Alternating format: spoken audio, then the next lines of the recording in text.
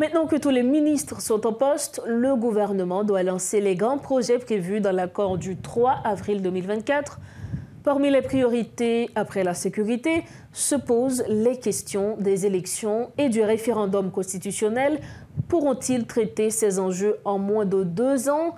Les infrastructures existantes sont-elles suffisantes pour réaliser ces travaux ou faudra-t-il recommencer à zéro? L'ancien ministre délégué chargé des questions électorales, Mathias Pierre, est avec nous ce soir pour en parler. Monsieur Pierre, bonsoir, bienvenue à Métro News.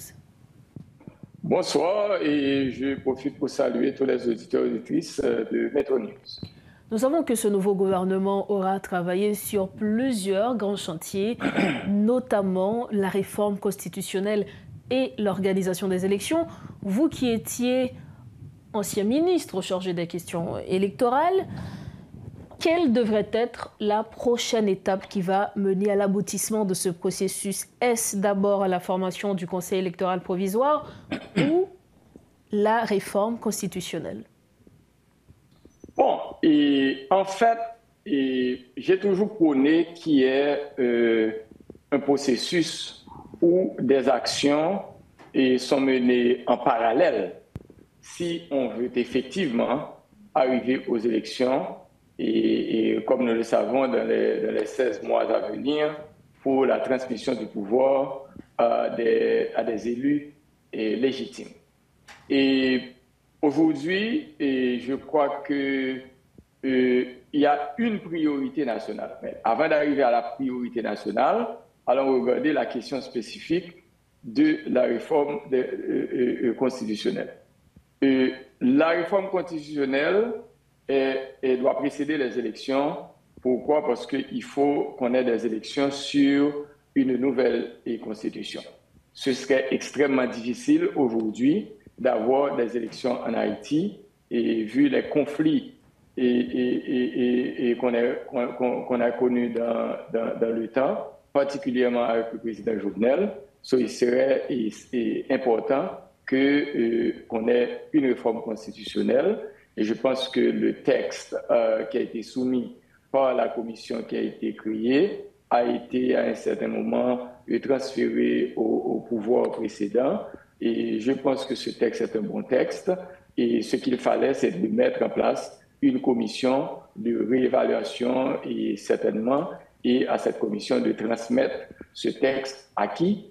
Au CEP. Donc, préalablement à cette étape, il faut qu'il y ait un conseil électoral provisoire et qui soit mis en place, qui puisse travailler pour la réalisation du référendum. Certainement, on a déjà gagné 3 mois puisque tous les matériels pour l'organisation du référendum, les bulletins oui et non, etc., tous ceux-ci sont déjà sur place. Donc, c'est une étape extrêmement importante et qu'il faut remplir, c'est la mise en place du Conseil électoral provisoire. Monsieur Pierre, vous nous aviez dit que la réforme constitutionnelle est très importante. Donc, la première question, pourquoi et quels sont, selon vous, les 3 principaux points à changer justement dans la Constitution, parlant des questions électorales? Bon, d'abord, il faut éliminer les confusions, c'est-à-dire si on prend tout ce qui a fait le débat sur la fin du mandat du président Jovenel Moïse en 2021, et si on continue avec ce débat, ça veut dire le prochain président, selon la Constitution de 1987 amendée, le prochain président aurait déjà perdu 3 ans de son mandat. Et puisque son mandat, alors je dirais 2 ans, puisque son mandat aurait terminé pour certains en 2022, donc 2 ans, ou pour d'autres en 2021, donc 3 ans. Donc toute la période de transition serait une période à l'intérieur. Donc il faut éliminer cet élément. Il faut harmoniser les élections de sorte qu'on n'ait pas autant d'élections qu'on a eu dans le temps, puisque les élections coûtent de plus en plus. Et certainement, et pour moi, un point qui est important, c'est de continuer avec ce qui avait été mis en place, même déjà dans le décret électoral qui a été publié, fasse de sorte que la diaspora haïtienne, ceux qui sont à l'extérieur d'Haïti, non seulement puissent avoir leur carte d'identification nationale dans les pays où ils sont, mais que le Conseil électoral puisse mettre en place des éléments pour que ces individus puissent voter à partir du pays où ils sont actuellement. Nous savons que des travaux ont été déjà réalisés en ce sens, justement, vous venez de les évoquer. Est-ce que ces travaux effectués peuvent profiter à cette nouvelle équipe gouvernementale et à quel niveau surtout? Bon, le travail qui a été fait n'avait rien à voir avec une équipe au pouvoir ou non, puisqu'il y a eu une commission indépendante et le président Alexandre qui est mort, le général Abraham qui est peut-être aussi mort, et après, sans oublier les autres personnalités qui se sont impliquées dans ce travail, pour moi, on produit un travail exemplaire. Et pour moi, c'est un travail, certainement, il était toujours question d'avoir une autre commission indépendante qui puisse évaluer ce travail, question d'aller plus vite. Je crois que c'était déjà dans l'accord du 21 décembre, etc., qui a été signé précédemment. Donc, tout ceci doit être fait pour aller vite et pour la mise en place de cette commission d'évaluation et la mise en place du Conseil électoral provisoire et certainement arriver à l'organisation des élections. En tant que personnalité, alors j'allais vous dire, en tant que personnalité qui justement connaît bien les questions électorales, ce domaine, vous aviez travaillé dans ce domaine justement, quels sont les obstacles que cette équipe pourrait rencontrer, les obstacles majeurs évidemment, que cette équipe pourrait rencontrer en ce qui a trait premièrement à la réforme constitutionnelle et deuxièmement à l'organisation des élections?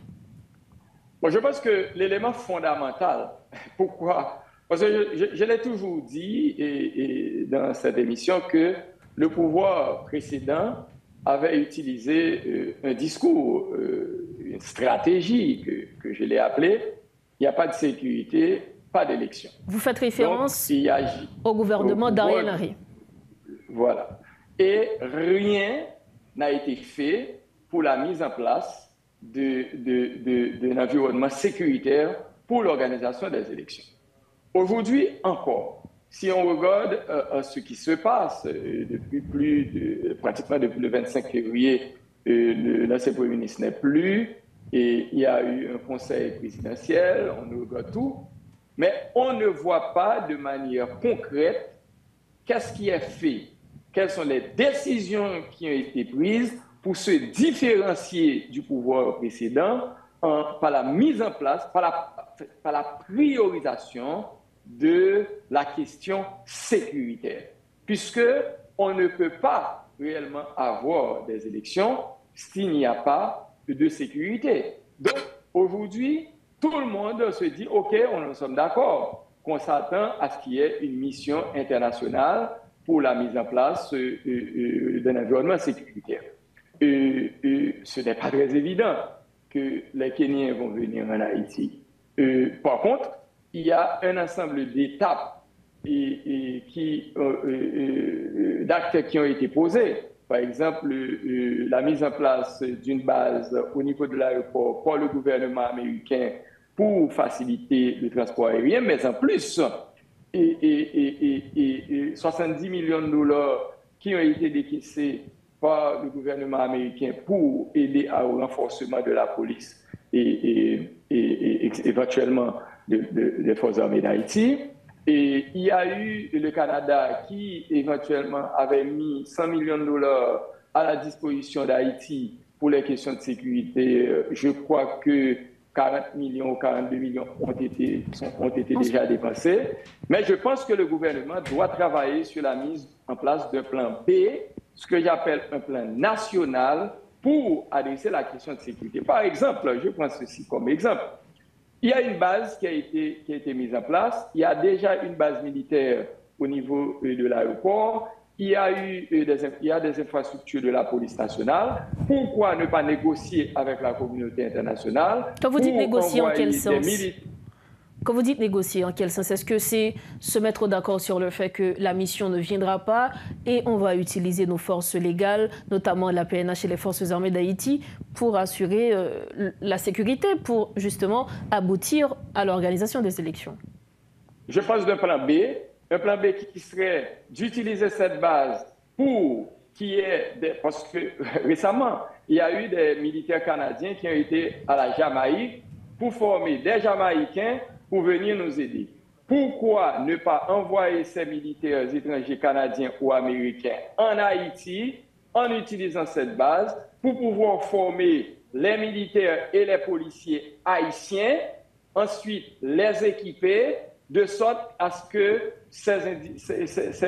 nos Haïtiens puissent intervenir plus efficacement dans le combat contre les bandits. Donc le premier élément... Ce n'est pas une façon pour le gouvernement de dire non aux étrangers, non au Conseil de sécurité que nous ne voulons pas de la force étrangère, mais nous voulons aller vite. Pourquoi ne pas commencer par utiliser ce plan en attendant que les Kenyans puissent venir, puisque éventuellement, si les Kenyans vont venir. Donc, c'est un petit peu pour moi cette urgence pour entrer dans un plan, parce que le groupe qui est là, ils ont 18 mois, et dans 18 mois, je pense qu'on a déjà épuisé 2 mois, donc il y a 16 mois. C'est 16 mois pour mettre en place un environnement sécuritaire, pour pouvoir organiser les élections, faire le référendum, organiser les élections, et seulement transmettre le pouvoir. Autrement, on va se retrouver dans la même spirale, à savoir pas de sécurité, pas d'élection, et on atteint la communauté internationale et on reste toujours dans la situation et dans le chaos dans lequel nous sommes aujourd'hui. Monsieur Pierre, donc pour vous, le premier obstacle que doit surmonter cette nouvelle équipe gouvernementale, c'est donc le rétablissement de la sécurité. Toujours un plaisir de vous avoir à Metro News. Merci infiniment d'avoir répondu à nos questions. Merci. Je pense que la sécurité est l'élément clé. Certainement, en parallèle, il faut mettre des infrastructures, à savoir le Conseil électoral provisoire, et certainement prendre les dispositions budgétaires, arrangements pour qu'on ait un environnement sécuritaire qui puisse faciliter l'organisation des élections en Haïti. Merci encore. Voilà, c'est avec nous Mathias Pierre, ancien ministre délégué chargé des questions électorales. Il était notre invité ce soir pour parler de réforme constitutionnelle et surtout de l'organisation des élections à venir.